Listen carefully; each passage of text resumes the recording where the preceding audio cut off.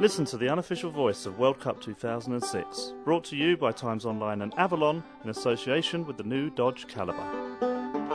Hello and welcome to Baddiel and Skinner's World Cup podcast. In this show we'll hear about Dave's strange meeting with Rio Ferdinand. Graham Poll discusses Graham Poll. We expose Pele's darkest secret. And Gunter Netzer's chocolate bar. The case continues. So here we are again. Yes. Roach's hotel room. It's fabulous. I've never spent so much time in another man's hotel room. Yeah, Roachy did actually have another man in his hotel room last night. His mate Nigel came to stay. Yeah, I know about that, Yeah.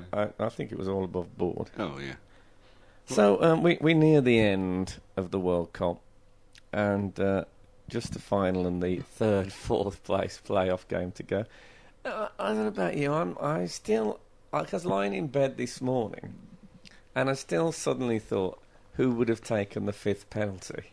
Right. Has that been made public? Because I haven't seen that anywhere. The fact that would be nagging me at this stage is a bit tragic. Yeah, who would have taken it? Would it? Because one assumes it should be Peter Crouch, but I had a very strong sense that Peter Crouch wouldn't have taken one if all 11 had to take it somehow or other. No, they'd have found someone else. Maybe Sven would have taken one. Sven would have been great. What you're suffering from there, I think, is a symptom that we all suffer from after and go out for varying lengths of time, which is you can't quite let go of the fact that England have gone out. You have to turn over in your head different scenarios of what might have been different if England had done this or done that, and that goes on for a long time. It's a mourning process. Well, I did it at the when I'm at the semi-finals, I'm constantly thinking, well, because Italy were like awesome when we saw them play Germany, and I'm thinking, no, we wouldn't have beat these. No. We would never have been this good because we would never have played as a team like this. Yeah. And really, it is time to forget about it. Well, you said to me, I think, which is true, which I felt watching that match, even if we were brilliant, even if all our players had played to their fullest capability, which they really didn't, I don't think we'd have beaten that Italian team on that night, which I think is true. They just looked like they were playing at a level that we never quite get to. No, that's because us being brilliant means like three players playing well. Whereas because they got a proper manager, they got like a proper team thing going. I'm just saying that when I chew gum, I get very, very bad hunger pains. Really quite bad. Suppose I have to lie down. If I chew gum for 4 minutes, Marcello Lippi's been chewing gum for 120 minutes. He looks fine on it. No sign of hunger pains. And you never see managers eating on the bench. There's no reason why they shouldn't eat on the bench. I'm sure you would. I haven't seen you not eat for that length of time the whole time I've known you. I'll tell you something though. I was watching Maria Sharapova today playing tennis, and she had a banana in between. Not in between two games, right? And you never see footballers do that. I once saw Rio Ferdinand have a biscuit, but I think, when they come to the bench. I saw Rio Ferdinand have a biscuit. Where? On the pitch. Have a biscuit? Yeah. That's not allowed, I don't think. Well, You have a cup of tea. it was on match of the day. He didn't dunk. He didn't know dunker. Anyway, when the players come over to the bench and they chuck them bottles of water and stuff, I think it would be great if they occasionally chucked them a meat pie. Yeah, it's surprising you never see a manager, especially in the lower leagues, where really the best thing about those grounds is they're very nice pies. They could have one on the bench. Well, he didn't be anything. I mean, he could have a tray on his lap and have a proper cooked dinner. Yeah. Also, the pies you get at football, I always find they're the hottest things in the world. It takes virtually the whole game for them to cool down.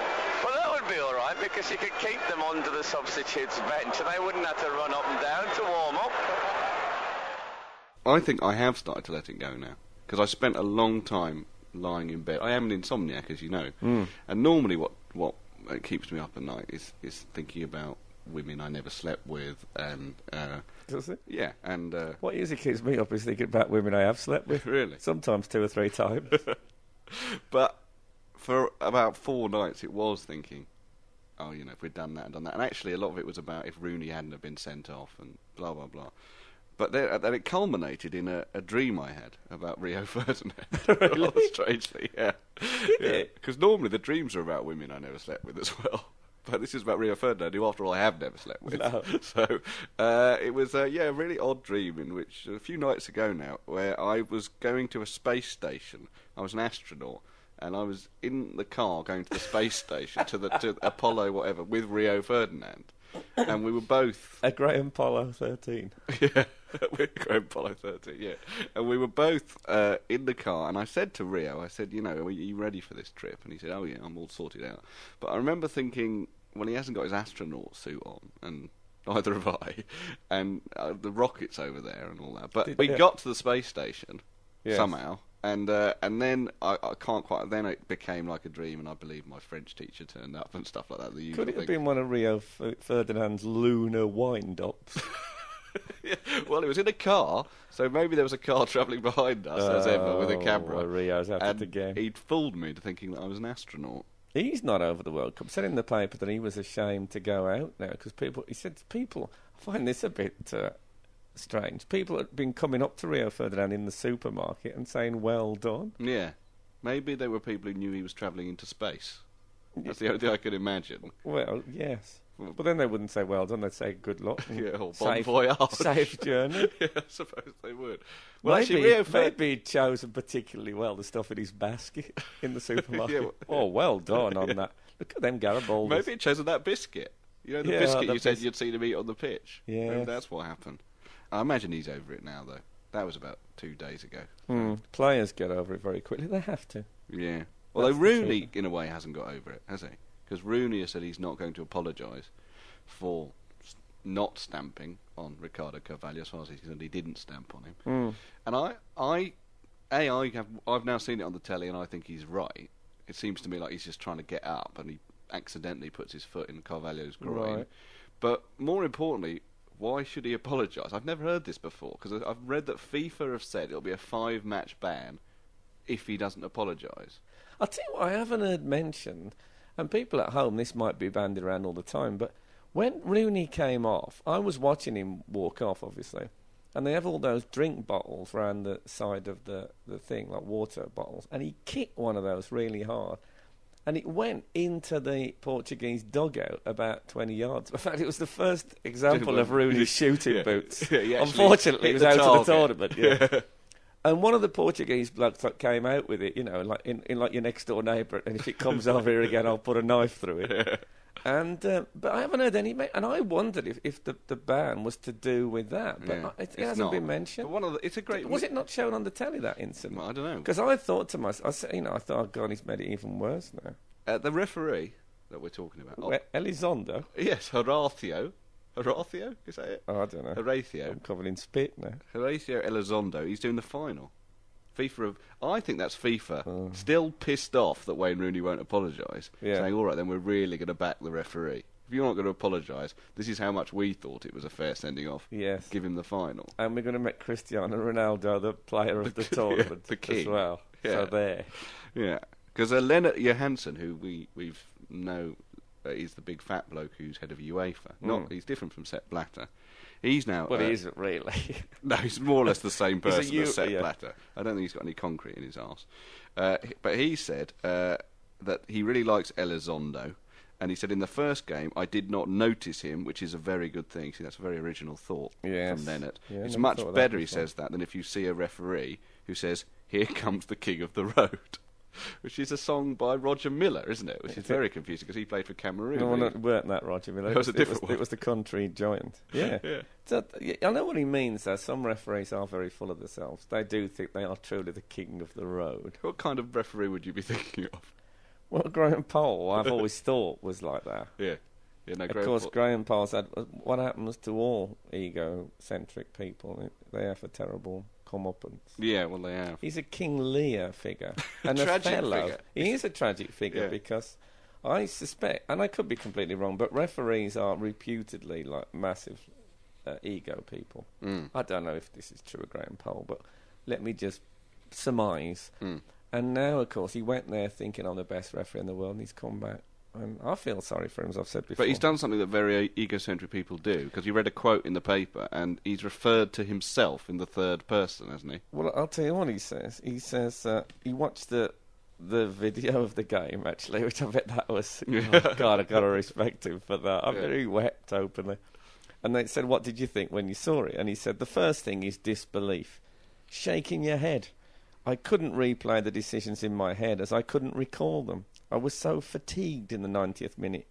I've seen the video, and it doesn't look like Graham Poll refereeing. Any supporters, if they watch that last 10 minutes, would say it doesn't look like Graham Poll refereeing. That's true. Well, that is true, as they wouldn't say it looks like Graham Poll. They would say that's it Graham looks Poll. Like... That's what they'd say. Yeah.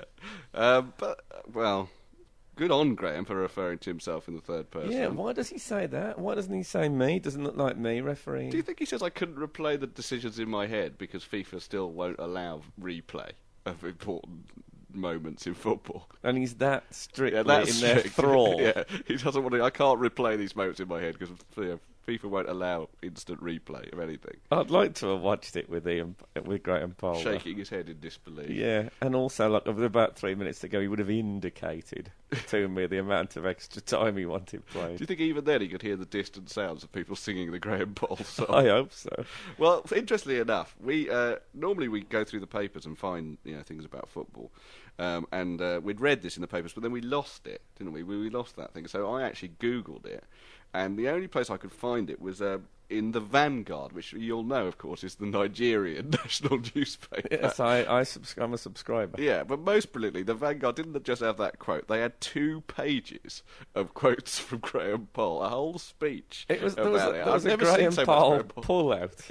A Graham Poll-out in the Vanguard. In the Nigerian paper, with lots and lots of other stuff that you probably don't know that he said. For example, he apparently had a personal call from Sepp Blatter to urge him to continue, who didn't doubt his ability as one of the best referees of the world. And he says, it has to touch you when the president of FIFA, the most powerful man in football, takes trouble to say, not you rubbish, you've let me down, you've ruined the tournament, but basically nobody died. And what I like about that is he's used the word not, and then he's slightly overdone the negative things. Because by the time you've got to, you've ruined the tournament, clearly...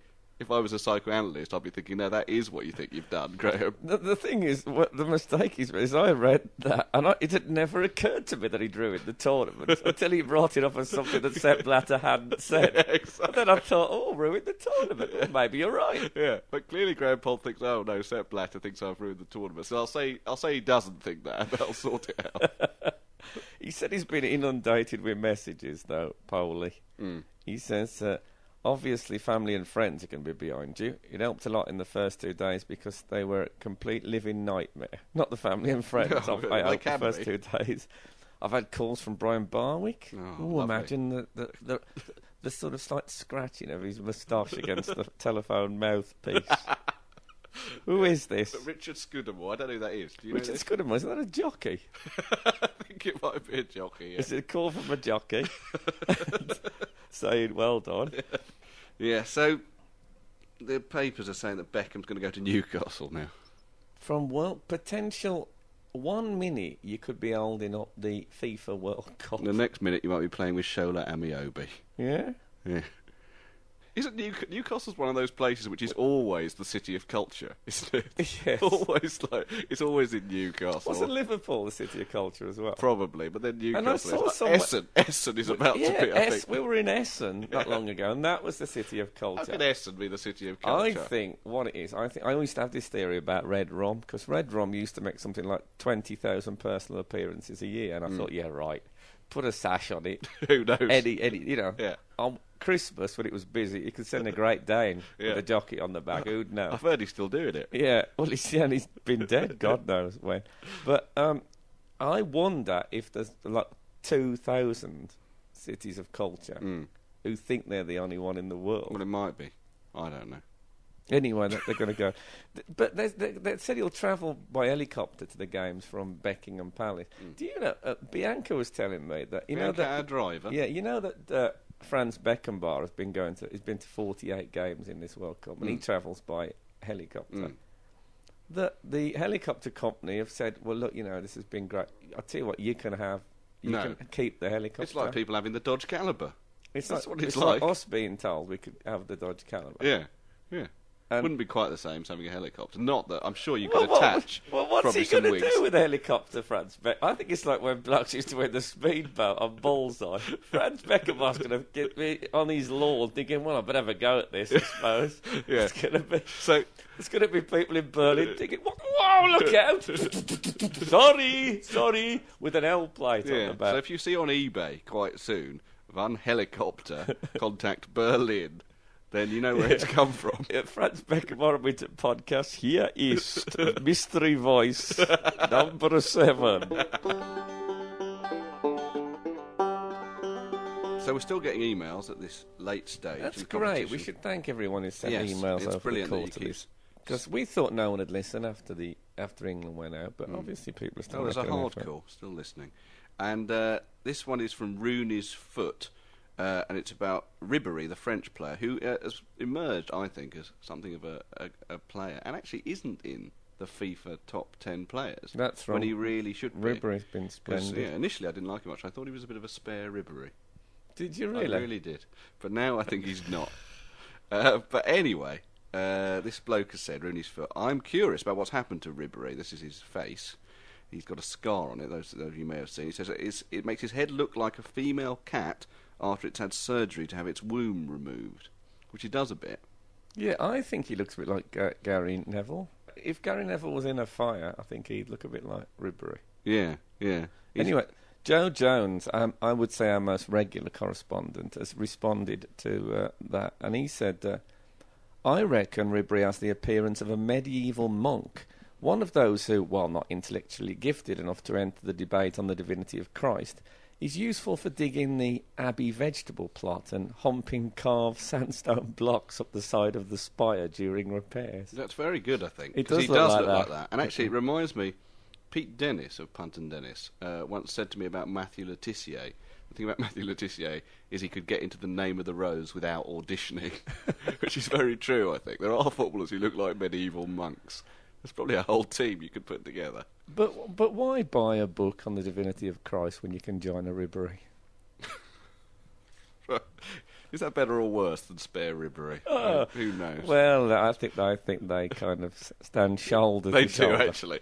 I've got another email here from Morelli, who says, it's about the Pele 1,000 goals. You may remember that we said that Pele had said that he scored 1,000 goals, and we questioned that as basically impossible. Well, we looked it up once, didn't we? Yeah, and they counted all his school goals. The goals he got for his school team and youth.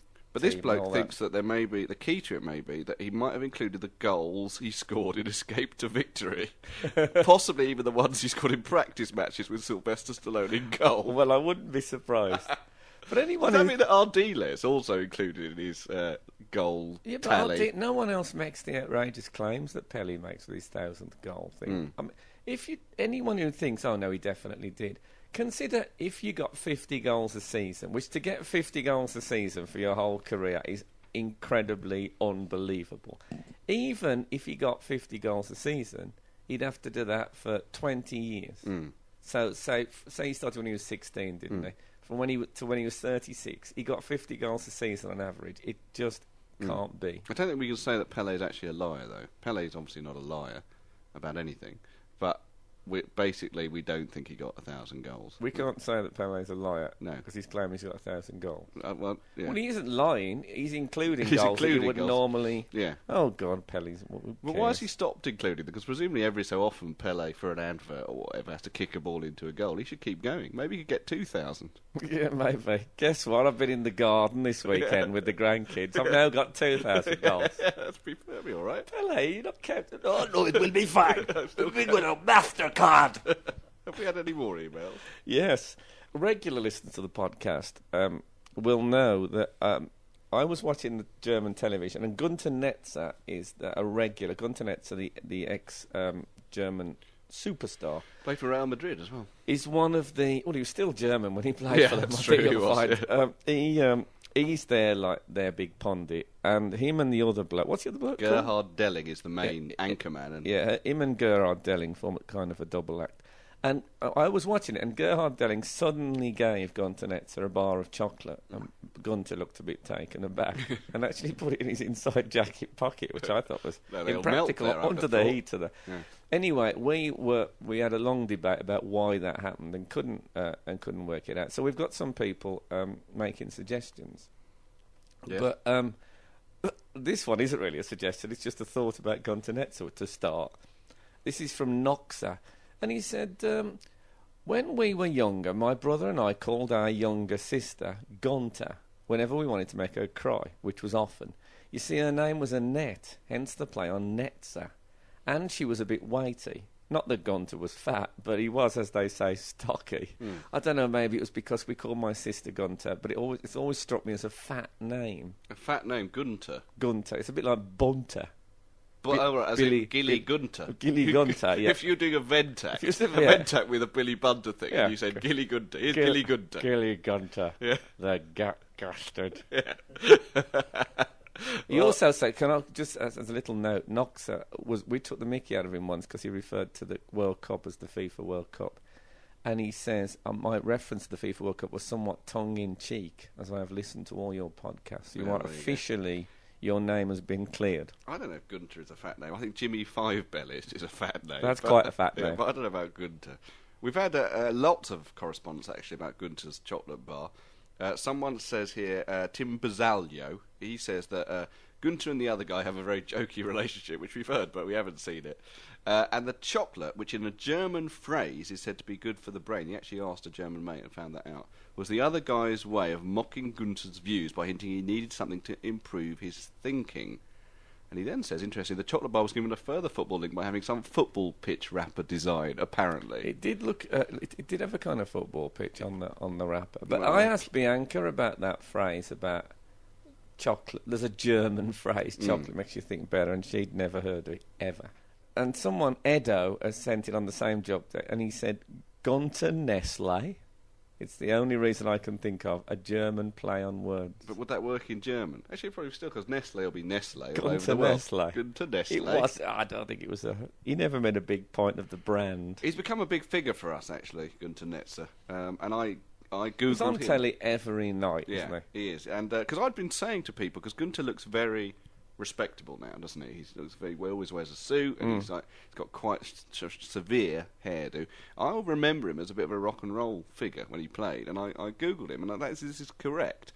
He used to have very long blonde hair, and most brilliantly, during the period 1971 to 1973, he actually ran the discotheque Lovers Lane in Mönchengladbach. Apparently, that's what it says on Wikipedia. I'd so like to have gone to Lovers Lane in Mönchengladbach. Oh, man, we've gone to there as well as mine host. And speaking of things on German telly I don't understand, I was watching, I think this has become clearer now. I turned the telly on, the Kaiser was on, Franz Beckenbauer. Yeah, was he in the helicopter? No, or? he had one of those helicopter hats on. Oh, those ones with the propeller on the top, just to get used to it. And he was just jumping a little bit. All right. And anyway, he had the current ball, you know, the tournament ball. He had that with gold panels instead of black panels. And he was throwing them to this young lady, and she was putting them on a sort of like a stand. Was it the lottery? Was Eamon Holmes anywhere to be seen? It was like the lottery, I have to say. And it turns out, because he would say a player's name and then throw the ball, and I thought this must be some weird award. And the only thing I recognised was they said Adidas about 15,000 times during the 5-minute ceremony. But what I like about that is that we watch stuff on German television and we can't understand anything except the names of the official partners. Yes, well, they keep coming up and coming up. And even then we don't know what a vire is. No, we still don't know what a vire is. Do you think that... It made me wonder if... you remember when we went on about how Garner constantly get confused with James Garner from the Rockford Files? Yes. Do you think the people of Addis Ababa have people phoning them up saying, look, I bought this shirt and the sleeves come on sticks, you know, and it was 30 quid. And they say, we are not Adidas. Can you leave us alone? How many times must we tell you? Well, we hardly have any shirts here at all. I don't know where Addis Ababa is. It's Ethiopia. Oh, yes, of course. Is it not Addis Ababa anymore? Is it like Sven Gore and Addis Ababa? Is it like what Elton John called him? Yeah. Maybe they'll be getting hate mail now from England fans. Yeah, and people phone up saying, would you like to manage Jamaica? Say, no, this is Addis Ababa, not Sven Gore and Addis Ababa. But it's Abadabba. Sorry, I got it wrong.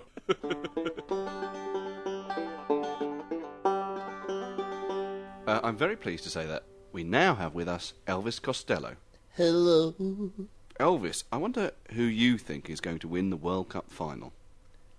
Well, I've been watching the whole tournament, and it's been impressive the way they've both improved. France.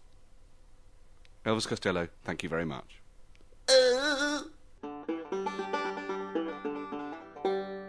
So we're here having lunch on the roof of the Reichstag in Berlin, and no, I didn't have the flambe.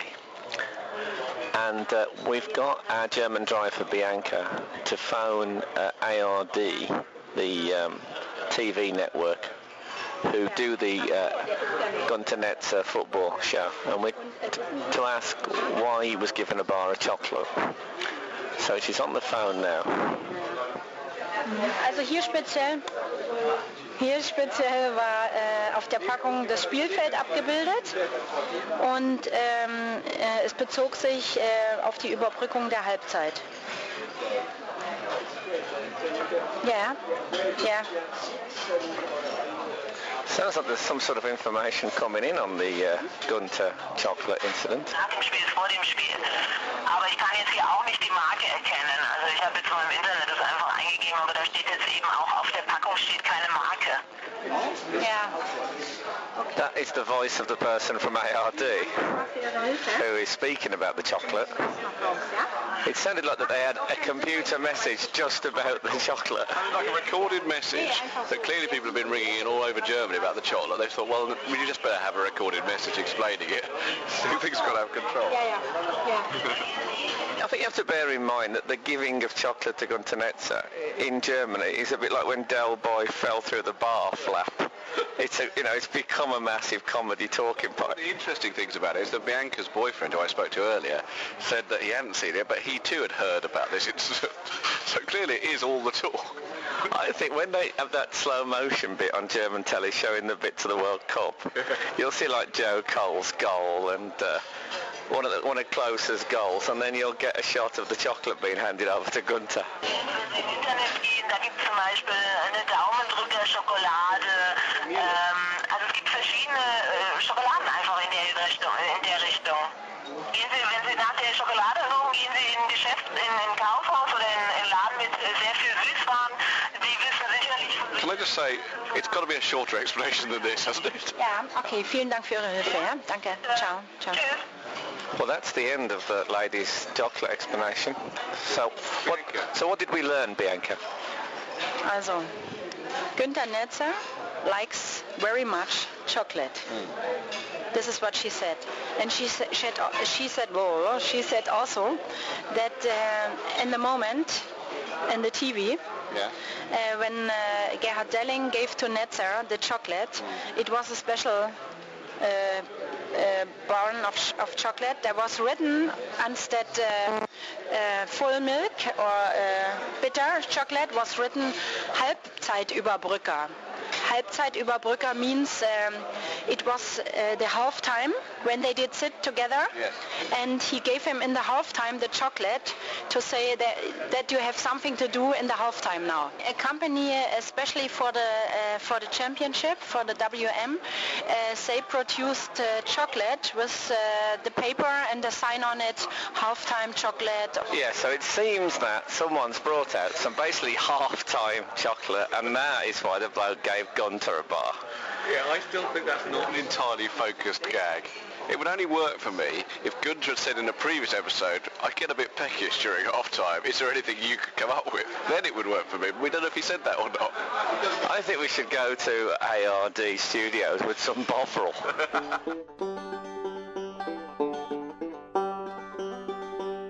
So there you go, penultimate podcast, that was. Yes, was it penultimate shootout? Yeah, it was a penultimate shootout, Yeah, but I just think the we final scored to go. 5 out of 5, unlike England. Well, I don't know about that. Let the listeners decide. Yeah, okay. Now, don't forget, you crazy listeners, by the way, you can win a Dodge Caliber car, a lovely 4-door burnt orange job that we've been driving around Germany. Yeah, and you we can- haven't done anything bad to it. No, and you can win it if you get all your mystery voice names into our website, the Baddiel and Skinner website, by Saturday at 5 o'clock. Is that correct? Saturday at 5 o'clock. And there's a page on there that explains it all, and you can listen to them again and all that. But, it's a free car. Yes, and apart from that, the World Cup final is on Sunday.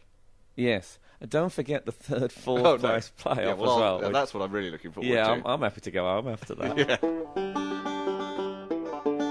Listen to the unofficial voice of World Cup 2006, brought to you by Times Online and Avalon in association with the new Dodge Caliber.